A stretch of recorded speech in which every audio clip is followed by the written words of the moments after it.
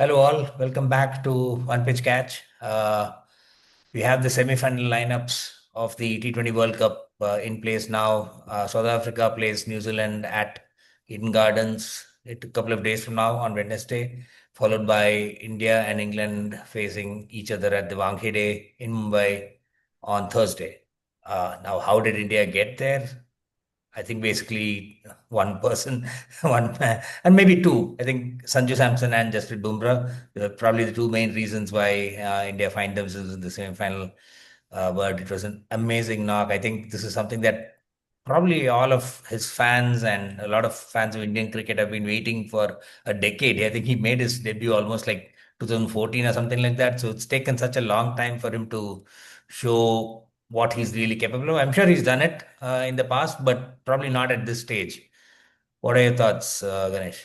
Yeah, Jaga. I mean, he's hit hundreds in ODIs. He has a ODI 100, back-to-back T20 hundreds and all. But his favorite 97, that Gumby's 97 that he keeps talking about in the 2011 World Cup. So that 97 is going to stand for Sanju also. Yes, like you said, more than a decade that he's been playing for India now, though he's played only a very few games, I would say, over a decade, because he has not done justice to his potential over the years. I mean, we can always say in the recent last 1 year, he was shunted down the order to accommodate Gill, and he's not given enough opportunities in ODIs and all those things. But overall, if you look at a decade, I think he has not done justice to what he initially promised. But yesterday's innings was one such thing. Was a great innings. The way he didn't go berserk at any point of time. He was not playing those big shots. He was calm and cool, like a lot of. I mean, I could. I could see a very, very mature innings yesterday. I feel, Jaga. It was, and also it was a very big chase, close to 10 runs and over. And the way India started and lost two early wickets, and then he never let the required run rate go beyond 10 and a half Yeah, or 11. correct. So any time there was a need of a boundary, he hit one or two. And of course, a couple of cameos, a small cameo by Sky and a good cameo by Yeah, Tilak Verma. Tilak Verma also helped. But facing less than 50% of the balls and scoring almost 50% of the runs needed by that is 97 of 50 was a Yeah, great innings. And like he himself said after the match, it's one of the happiest days of his cricketing career, he said. I mean, probably of yeah. his life, he said. But I think on a cricket field, that is probably the best day Sanju Samson has delivered over the years that we have watched him, Jagan. Yeah, absolutely. I mean, and hopefully he is able to do it two more times for India to be the champions. Now, but I think overall it was a pretty good day, even from a bowling perspective. I thought the bowlers, by and large, did pretty well. Where Bumrah was, like I said, chiefly responsible for pulling back West Indies after their start, and they got, I think, they lost three wickets in the span of a couple of overs. Varun got one, and then Bumrah got two in the over. And after that, it kind of stretched out a little bit. How was the rotation of the bowlers? It seemed like it was a lot better. They were able to keep things in control. Yeah, I think yes. I mean, though so Varun's form could be concerned for India management, but I think Sky did a great job of rotating the bowlers before Hetmeyer could come into bat. Who clobbers spin bowling? They finished mostly of. I mean, I Yeah, think they finished three of Akser's overs by that time, and so I mean, usually Akser doesn't bowl the fourth and sixth over in the power play. He did two overs in power play yesterday. And then they kept Varun for later. And the moment Hetmeyer came in, Hardik and Bumrah bowled. That was the right plan for the way yeah, Hetmeyer has been batting. I mean, though he hit a six of Hardik, that is okay. That's all part of the plan, I yeah, would say. I yeah. mean, so that was Bumrah coming back and getting Hetmeyer out was a very good thing. But overall, the bowling, I mean, in fact, even Ashti bowled a very bad over by the 16th over or something. And then he came back and bowled a great over Yeah. for 5 or 6 runs in the 19th over, which actually pulled back. Otherwise, it could have easily been 200 plus. But even Yeah, it 200 was plus looking India, at 210, 215 yes, at one stage for even sure. Yeah, 200 plus India would have chased, I think, because I feel West Indies don't have the bowling to defend mm. 200, 220. I think they're really lacking bowlers. And when the moment Moti and Akil Hussain was kind of became ineffective with both the left-handers Yeah, getting correct. dismissed initially. No spin is going to be a threat to Yeah, Sanju. Sanju's not going to get worried against spin for So sure. So, that way, I mean, it shows in his keeping also the way he picks Varun and Kuldeep and all those things. Okay, so I think the game was not going to be there the moment Sanju put his head down and showed that maturity. and I guess they could have brought in Shamar Joseph a little earlier from that perspective, right? That perspective. But one other worry for India, the bigger worry for India is catching and Okay. So fielding. batting was good, bowling was good, catching was not good. Oh, catching and fielding. I mean, even Varun, I mean, earlier Oh yeah, chase that run out. run out he could have thrown there.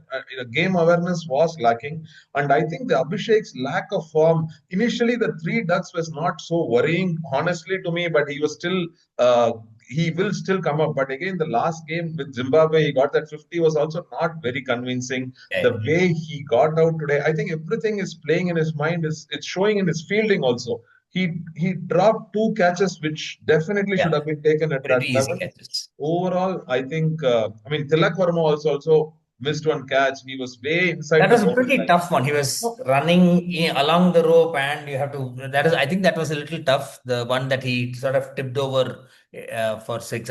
Yeah, but I think that was going to be tough. But he could have certainly stopped it from like you don't.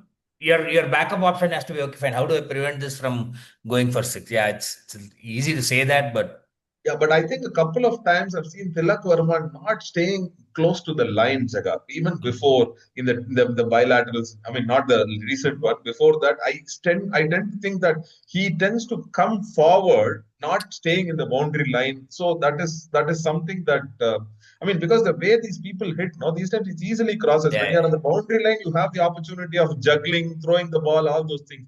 When you're well inside, when you're running back, it always becomes a little difficult. So, true. but overall, it was a very good performance by India. I mean, a push to the corner after they lost versus South Africa.